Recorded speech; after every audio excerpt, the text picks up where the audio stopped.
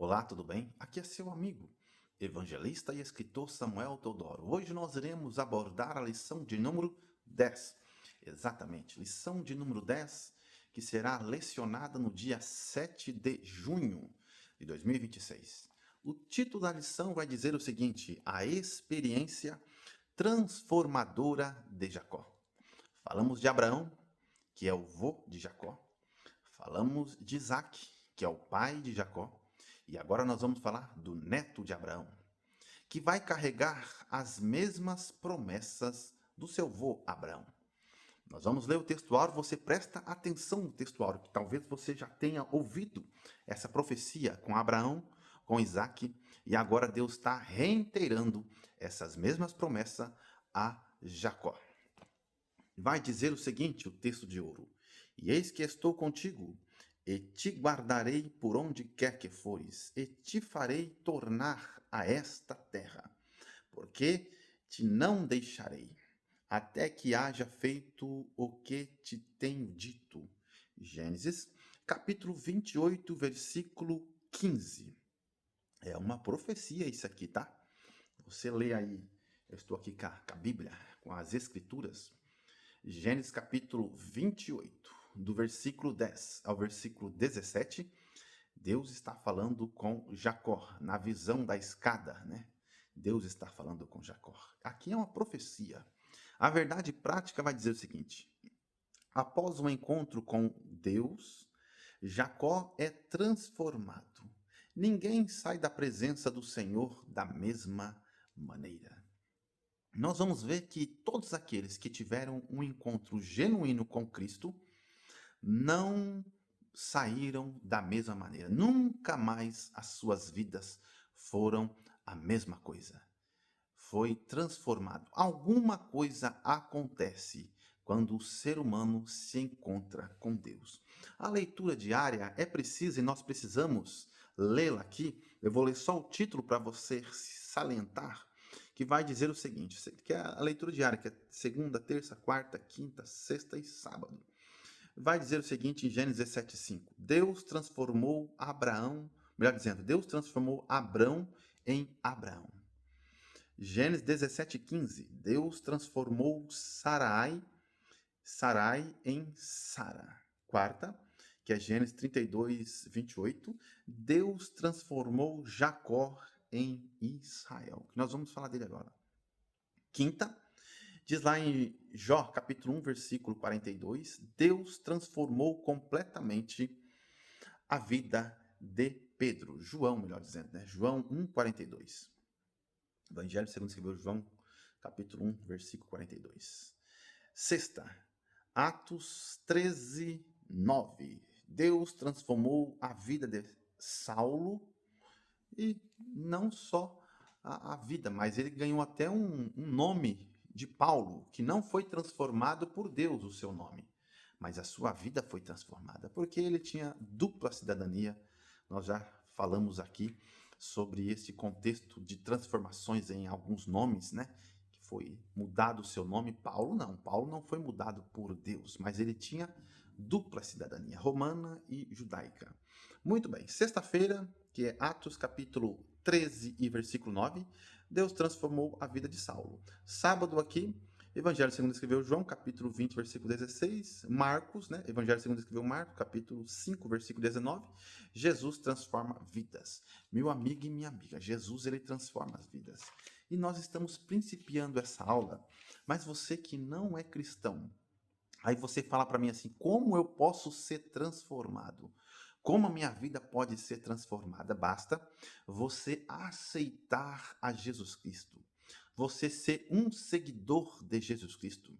Você ser uma pessoa que a partir deste momento você pautará sua vida em Jesus Cristo. E muito mais do que isso, você será um representante de Jesus Cristo aqui na terra. Você será um embaixador do Evangelho aqui na terra. Como eu faço? É só você dizer: eu aceito a Jesus Cristo como meu único e suficiente Salvador da minha vida. E a partir deste momento, você também é filho de Deus.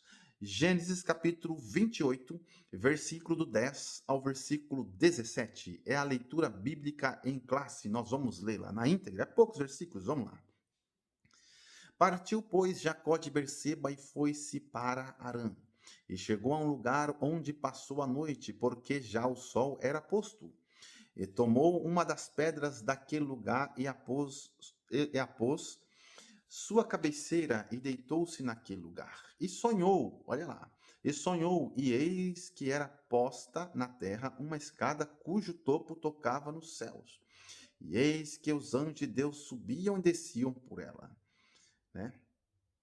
Vamos lá. E eis que o Senhor estava em cima dela e disse: já vai a profecia, na qual o Senhor falou para Jacó. Algumas dessas palavras Deus falou também para Abraão e para Isaac. E agora está falando com o neto de Abraão. Lá vai. Eu sou o Senhor, o Deus de Abraão, teu pai, e o Deus de Isaac. Olha, fazendo menção dos seus antepassados. Esta terra em que está deitado, a darei a ti e à tua semente. A tua semente será como o pó da terra, e estender-se-á ao ocidente e ao oriente, e ao norte e ao sul. E em ti e na tua semente são benditas todas, nenhuma nem quaisquer, talvez uma, talvez metade, não. Todas as famílias da terra. Eis que estou contigo e te guardarei por onde quer que fores, e te farei tornar a esta terra, porque te não deixarei, até que seja feito o que te tenho dito. Aí Jó acordou. Acordando, pois, Jó do seu sono, disse: Na verdade, o Senhor está neste lugar e eu não sabia. E temeu e disse: Quão terrível é este lugar! Este não é outro senão a casa de Deus, e esta é a porta dos céus. Coisa linda. A nossa vida não é seguida somente por sonhos, não. A nossa vida não é somente seguida por profecia, somente seguida por revelação, por visão, por dons espirituais, como de cura, de maravilhas, né? Então, ali os dons de poder. Não. A nossa vida ela não é só pautada em revelações, visões, como eu já falei, em alguns dos dons que nós exercitamos e exercemos em prol da eclésia. Não, a nossa vida não é só pautada nisso. A nossa vida, ela é pautada principalmente na palavra de Deus, nas escrituras. Mas é bom nós salientarmos aqui que nós estamos falando de um sonho, e Deus ele falou em diversas vezes em sonho. Eu vejo que muitas pessoas menosprezam os sonhos. E você vê muitos dos profetas descritos na palavra de Deus, eles tiveram sonhos. Por que não se dizer José? Por que não se dizer até mesmo Jacó agora? Por que não se dizer de alguns dos profetas maiores, dos menores? Por que não se dizer deles? Por que não se dizer dos discípulos de Jesus, como João? Por que não se dizer de tantos outros que estão descritos nas escrituras sagradas, na história bíblica, que tiveram sonhos? Então nós não podemos menosprezar os sonhos divinos, os sonhos de Deus. Eu sei que eu não estou falando com aquele sonho que você dorme de barriga cheia, que você pensa o dia todo naquele sonho e pensa que é uma revelação de última hora. Não. Eu estou falando um sonho espiritual, vindo da parte de Deus. Não devemos menosprezá-los. É um alerta para nós. Diz aqui na introdução: Jacó tornou-se um fugitivo e saiu de casa sem levar nada, indo em direção ao deserto. Mas Deus revelou-se a ele num sonho que mudou a sua vida. É isso que nós estamos falando aqui. A partir do momento que o ser humano ele tiver um encontro com Deus, nunca mais a sua vida será a mesma. Nunca mais. Eu estou falando toda a sua vida, toda a sua estrutura, toda a sua bagagem que você está carregando até agora. Nunca mais a sua vida será a mesma. Coisa maravilhosa. No Novo Testamento, tá vendo? Lemos que José, o esposo de Maria, teve um sonho em que um anjo lhe falou que ele não deveria deixá-la, porque o que nela foi gerado era o Espírito Santo. Aí estou falando até de Jesus, tá vendo? Até por que não se dizer meio pai de Jesus aqui? Estou falando um termo aqui teológico, tá? Meio pai, porque ele foi concebido na concepção do Espírito Santo, não foi a semente de José. Os irmãos estão entendendo. O que acontece? Até mesmo José aqui, ele foi acometido de um sonho e nesse sonho o anjo lhe falou: não descarta, não deixa para fora, não joga para fora como mulher impura a sua esposa, porque o que está nela é concebido do céu pelo Espírito Santo de Deus. Então, está aí um dos mistérios mais intrigantes da Bíblia, sonhos. Mas Deus principalmente fala pela sua palavra. A igreja não pode ser somente guiada por sonhos, por revelação, por visão, não, não, não. Mas também nós não podemos menosprezá-los. Temos que buscar de Deus direção, temos que buscar batismo com o Espírito Santo, aqueles que se batizam com o Espírito Santo, buscar interpretação, aqueles que podem e querem usar em benefício da obra de Deus dom de cura, dom de maravilhas, dom de elocução, dom da ciência da palavra, tantos dons espirituais tremendos que nós podemos pedir a Deus em benefício da igreja.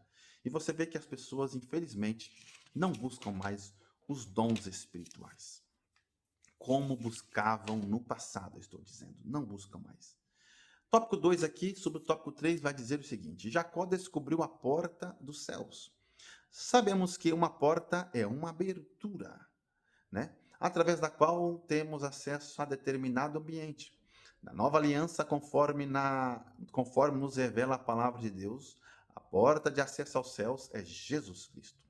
Ele mesmo declarou: Eu sou a porta. Se alguém entrar por mim, salvar-se-á, e entrará e sairá e achará pastagens. João capítulo 10, versículo 9. Evangelho segundo escreveu João, capítulo 10, versículo 9. Tem que falar bonito assim, desse jeito, porque às vezes confunde com epístola aí, confunde, né?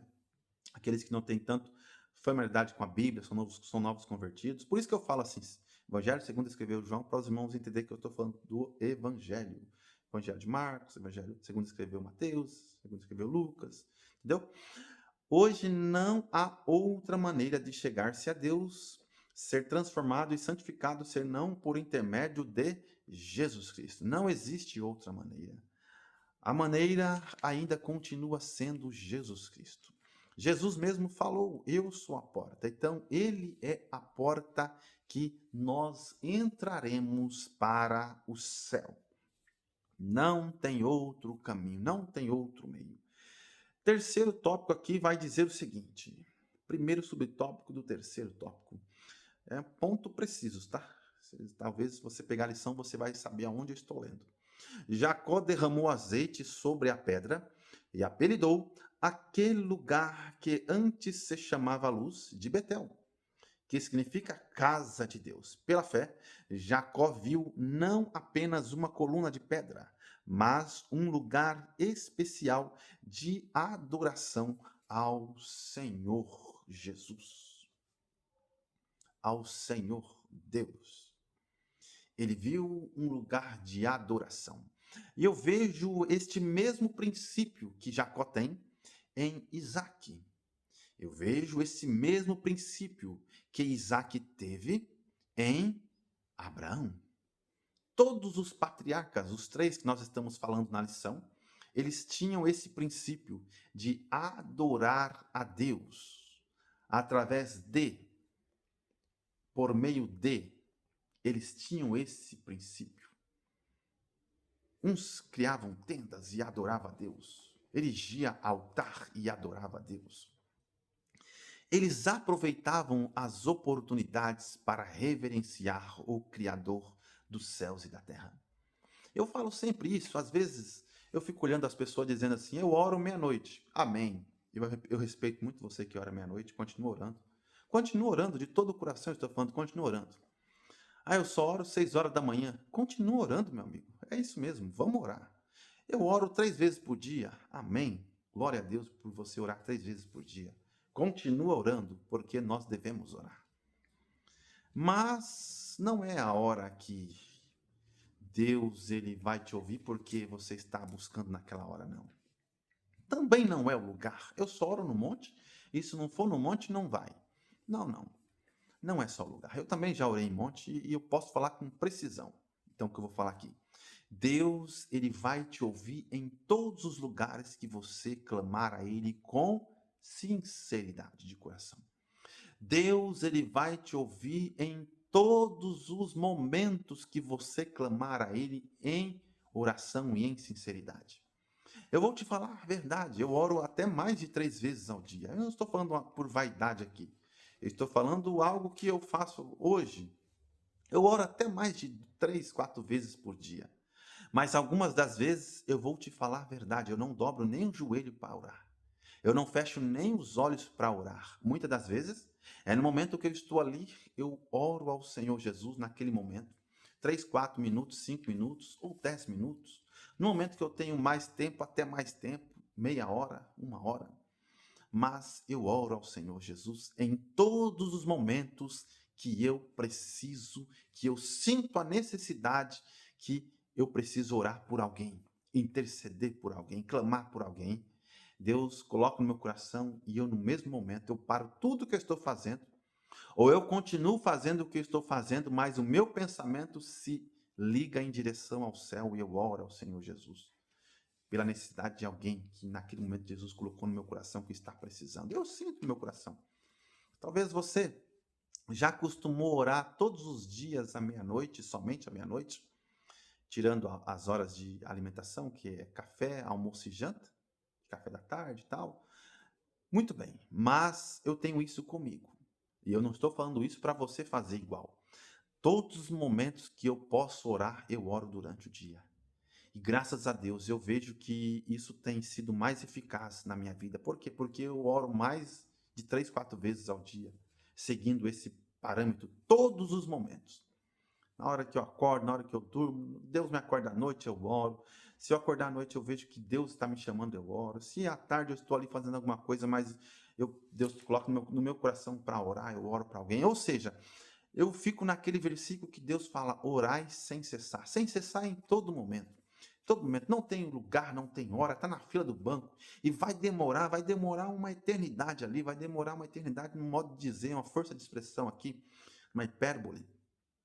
Vai demorar meia hora, 1 hora para você ser atendido. Meu amigo, não tem Bíblia, mas tem Bíblia no celular. Leia a Bíblia então. Fica naquele momento de leitura. Ou então você faz o quê? Senhor, eu vou orar em pensamento aqui, mas eu vou ligar o meu coração e o meu intelecto ao céu. Faça essa disciplina que com certeza vai ter momentos da sua vida que você vai ver que você vai precisar orar para alguém que Deus vai colocar no seu coração naquele momento. Então, devemos orar em todo momento, em toda hora, em toda ocasião. Não ter só uma hora marcada, ora em todo momento. Mas para você, meu amigo, que ora à meia-noite, para você que ora 3 horas da manhã, para você que ora 6 horas, 3 horas, meio-dia, continue orando. Eu estou falando algo que eu faço pessoal. Todo momento que Deus me coloca no meu coração para orar por alguém, ou até mesmo para mim, eu oro, eu faço isso. Ah, mas você está trabalhando. Meu amigo, eu estou trabalhando e o pensamento no céu, ligado no céu, fazendo as coisas ali. E dá para fazer isso. Não sei se você consegue, mas Deus me deu este privilégio de ter este discernimento de orar e eu conseguir fazer as coisas que eu estou fazendo. Glória a Deus por isso. Vamos lá agora ao terceiro tópico e ao terceiro subtópico. O ponto precisa dizer assim como foi com os patriarcas, Abraão e Isaac, o concerto com Jacó exigia obediência e fé. Sem fé ninguém pode agradar a Deus. A princípio, Jacó não demonstrou confiança no Senhor, mas fez uso de sua esperteza. Vocês viram lá na lição passada, seu engano. Contudo, quando ele tem um encontro transformador com Deus e decide obedecê-lo, o Senhor renovou pessoalmente a ele as promessas de conserto. Eu vou repetir. Quando o ser humano tiver um encontro com Deus, pode ser quem for, a sua vida nunca mais será a mesma. Nunca mais. Se Jacó foi transformado, quem dera se você também aceitasse Jesus, você também vai ser transformado. A sua vida tem jeito, você tem jeito. Deus tem o melhor para nós. Deus tem o melhor para mim. Deus tem o melhor para você. O voto. O que é voto? Eu aprendi isso, eu não sei se eu vou falar aqui e você concorda, mas eu aprendi que dízimo é 10%. Você pode questionar do jeito que você falar, você pode falar o que você quiser. Eu aprendi isso, eu já estou na igreja há algumas décadas. O que acontece? Eu aprendi que 10% é o dízimo, do seu salário é o dízimo. 10% bruto ou líquido? Vamos lá. 10% do seu ganho. Por quê? Porque às vezes você tem uma empresa e você faturou R$ 1 bilhão, mas você tem 1.000 funcionários para pagar. Se você tirar desse 1 bilhão, talvez você não vai conseguir pagar nem os seus funcionários. Ou seja, você vai ter que pagar todos ali. E o que realmente você ganhou ali, que será o seu ganho, que você pode dizer isso, é o líquido. Você tira o dízimo. Você recebeu o salário em folha de pagamento e você recebeu lá R$ 3.000. Daqueles R$ 3.000, você vai tirar R$ 300. Ah, mas eu recebi uns por fora. Você vai tirar também daqueles por fora. Mais R$ 1.000 que eu recebi por fora. Tira mais R$ 100 daqueles que recebeu por fora. Esse é o dízimo. Eu aprendi assim. E eu aprendi com os velhinhos, que hoje muitos deles já partiram para a eternidade. Meus professores de teologia, como o Severino Pedro, Claudio Honor de Andrade, eu aprendi com esses homens que 10% é isso. O que é oferta? Oferta não é dízimo, não. Oferta pode ser até maior do que dízimo, ou até menor. Oferta é aquilo que você dá de todo o seu coração. Então, eu posso dar R$ 1.000 de oferta? Pode. Pode dar mais do que o dízimo? Pode. Pode dar R$ 5? Pode. É aquilo que Deus propôs no seu coração. Não por vanglória, não por ganância, não por ódio, não por alegria para dizer que eu sou o cara. Não, não. É de todo o seu coração. Você está doando para o Senhor. Você está dando. Ou você está retribuindo aquela gratidão em tudo que Deus tem feito pela sua vida. Isso é oferta. O que é oferta voluntária? Oferta voluntária é aquilo que você dá de todo o coração também. Aí você fala para mim agora o que é voto. Voto é aquilo que você faz, não em troca. Ah, Deus, se o Senhor me der uma casa, eu te dou R$ 5.000. Esse negócio é troca, não. Deus, eu vou votar algo aqui, Senhor. É algo espiritual. Voto é algo espiritual. Deus, eu vou clamar ao Senhor. O Senhor vai me dar uma bênção. E como gratidão, vou retribuir isso, Senhor, em voto ao Senhor. Eu vou abençoar uma obra missionária. Eu vou doar R$ 1.000 para uma obra missionária da nossa igreja. Tem muitas igrejas aí em campos, setores que têm obra missionária. Eu vou doar para a obra missionária. Senhor, se o Senhor me der essa bênção, meu Pai, em retribuição, em tudo aquilo que o Senhor tem feito na minha vida, em gratidão, não é troca, Senhor, mas eu vou doar algo, vou dar um carro para alguém. E aquilo você faz. E quando Deus te abençoa, às vezes tem muita gente que esquece e não cumpre o seu voto. Deus fala assim, toma cuidado. Se votar, cumpre. Melhor que você nem votasse se não for cumprir. Então devemos tomar cuidado. Voto é isso.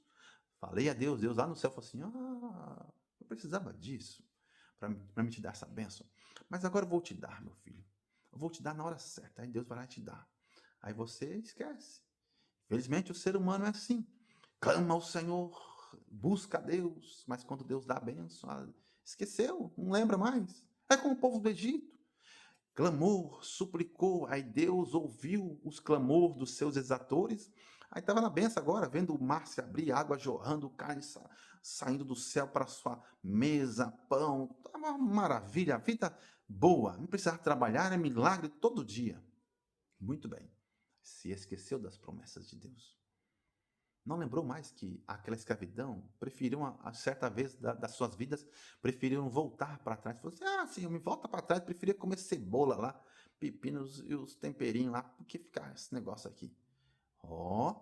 Melhor que for não ter votado. Quando votar, cumpra. É isso que Salomão fez. Votou ao Senhor e cumpriu o seu voto. Tome cuidado com alguns votos. Tem alguns votos aí que Deus nem vai fazer questão de ouvir. Deus vai te dar a bênção pela benevolência, mas tem alguns votos aí que, pelo amor de Deus, uns votos meio louco, meio doido. Se eu me der isso, eu vou fazer isso. Aí um voto maior que maior do que a sua perna. O passo é 30 centímetros e ele quer dar um passo de 2, 3 metros. Meu amigo, toma cuidado. Vai com cautela. Por quê? Porque aqui está dizendo assim, ó, após consagrar a coluna de Betel, Jacó fez um voto a Deus, movido por um sentimento de fé de profunda gratidão. Grava essa palavra, é gratidão. Ele prometeu que se Deus fosse com ele e o guardasse na viagem. Olha só o voto. Presta atenção no votinho aqui, tá? Que o nosso patriarca falou aqui. É pequeno aos seus olhos, mas olha só o que Jacó falou. Ele prometeu que se Deus fosse com ele e o guardasse na viagem, ele desse pão para comer e veste para vestir, e se um dia voltasse em paz à casa de seu pai, o Senhor seria o seu Deus. Também prometeu que certamente daria o dízimo de tudo quanto Deus desse a ele. Ele prometeu seguir o exemplo de Melquisedeque, que deu o dízimo de tudo a Abraão depois de tudo a Abraão depois de grande vitória sobre os inimigos. E seguiu o exemplo, né, que Melquisedeque e Abraão naquele encontro na qual Abraão deu o dízimo de tudo, reconhecendo a superioridade sacerdotal de Melquisedeque. Coisa linda e maravilhosa. Vai dizer aqui na conclusão, eu vou ler o ponto preciso lá no final. Aprendemos com a história de Jacó que somente o Senhor pode transformar uma pessoa e mudar a sua história. Somente Deus, meu amigo, pode transformar o ser humano. Dá a ele direção, dá a ele gozo. O que é gozo? Alegria de viver. Dá a ele uma plena felicidade, mesmo tendo dores. Deus não vai te privar das dores, não. Deus não vai te privar dos aborrecimentos, não. Deus não vai te privar de muitas coisas que o ser humano aqui faz. Não, Deus não vai te privar, mas Ele vai estar com você. Eu começo a pensar no ser humano que pensa que Deus vai fazer tudo por ele. Aí eu penso em Tiago, como foi morto. Aí eu penso em um apóstolo João também. Aí eu penso em João, o Batista. Aí eu penso em Marcos, Levi, em Estevão, apóstolo Paulo, Pedro. Eu penso nesses homens, eu falo, esses camaradas estão tudo errado. Por quê? Porque Deus não vai privar das suas dores, mas Deus, ele prometeu uma coisa insurreal, que só aqueles que for até o fim com ele vai ter. Ele prometeu uma coisa: eu estarei convosco. Meu amigo, até nessa live agora que eu estou gravando para você, Deus está conosco aqui. Deus está comigo. Deus está com você, se você é filho de Deus. Deus está conosco. Ele prometeu estar conosco. Ah, mas eu passo tanta luta. Depois que eu se tornei cristão, parece que a minha vida ficou mais terrível ainda. Eu passava luta, mas agora parece que está maior. Meu amigo, Deus prometeu algo, que Ele vai estar com você nessa luta. E você vai passar e você vai vencer. Mas lembra-se dessa lição na qual nós acabamos de resumidamente estudar. A experiência transformadora de Jacó. Quando o homem tiver um encontro com Deus, a sua vida nunca mais será a mesma. E eu vou repetir: se você ainda não é cristão, faça hoje. Procure uma igreja próxima da sua casa que pregue verdadeiramente a palavra de Deus e aceita Jesus Cristo e passa a ser um filho de Deus, um seguidor preciso do Senhor Jesus Cristo. Por quê? Porque a partir do momento que o ser humano tiver um encontro com Deus, nunca mais a sua vida será a mesma. E assim aconteceu com a vida desse patriarca chamado Jacó. Que Deus te abençoe em nome de Jesus.